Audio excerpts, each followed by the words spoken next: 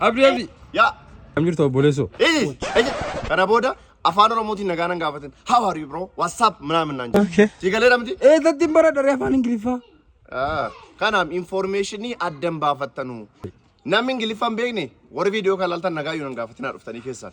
Ingilifa Baruf, Guya Afurtama Giduti, Aka Ajabati Barudan days. Sanu, Malek Abayeti Katain. Canisim Barsisumo, Honey take Jedam. Canisim Baratan, Bakabarbadan Tesani, Saati Barbadan Barat. Hali Barnonis Tikenamo, Tokova video Warabame, Garisana Kesani Kama, Lamafan, Yerosini Mijatumo, Live Tesani, Karala Vitin Jechura, Gafi Barbadan Barisakis and Gafachuran desu, you all line Satis and Satis in Mijanele Injurane, Bilbilan is Tokalatiga Gratin, Barnots and Horde of Fudandes, Yero Barnots and Horde of Tanit Umurtan, certificate in internationality, Hanite significant Namechura, Yoro Makanaga and Gilifa, Bekun, Baye Barbasakate, Bayan Kesari, you beg to Charaji Garagati, Fambekun, Baye Murte Sada.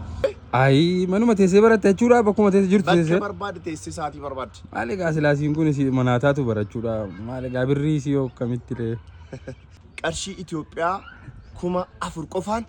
Saati barbaadan afaan Ingiliffaa akka fedha keessanitti afaan Oromootiin afaan Ingiliffaa baratu. Kanaafu hundumti keessan barachuudhaaf lakkoofsa armaan gadii kanaan karaa WhatsApp fi Telegram isaan qunnamaa Hanitek filannoo keenya. Thank you. Afaan Ingiliffaatiin akkasii miti.